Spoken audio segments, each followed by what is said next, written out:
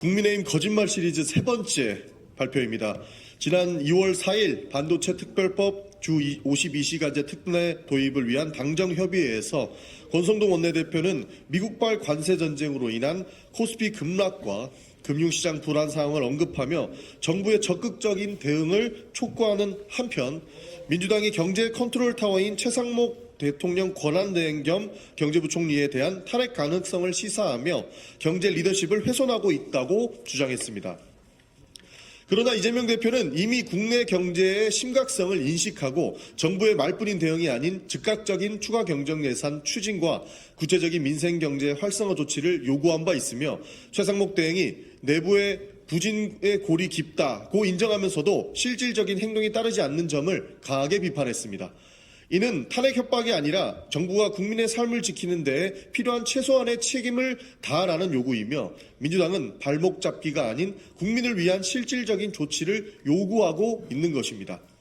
또한 권성동 원내대표는 민주당이 민생 예산을 삭감하고도 추경을 요구하는 것은 모순이라고 주장했지만 이재명 대표는 민주당이 삭감한 예산이 국회의 특수활동비, 특경비, 예비비 등 불필요하고 불투명한 예산임을 분명히 했으며 이는 결코 민생 예산이 아니라고 밝혔습니다.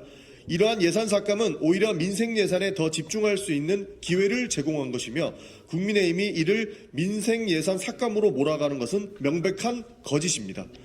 권성동 원내대표는 여야가 초당적으로 협력해야 한다며 민주당의 발목 잡기를 비판했지만 정작 이재명 대표가 글로벌 통상 위기에 대응하기 위해 국회 차원의 통상특별위원회 구성을 제안했을 때 국민의힘은 협의가 부족했다는 핑계로 이를 거부했습니다.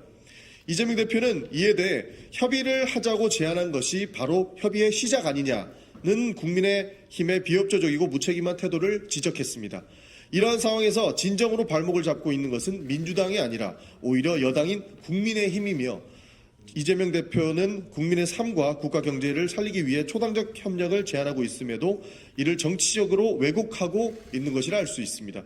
국민의힘은 반복적인 왜곡과 거짓 주장으로 국민을 혼란에 빠뜨리고 있으며 정부와 여당은 이제라도 책임 있는 민생 정책으로 국민의 신뢰에 답해야 합니다.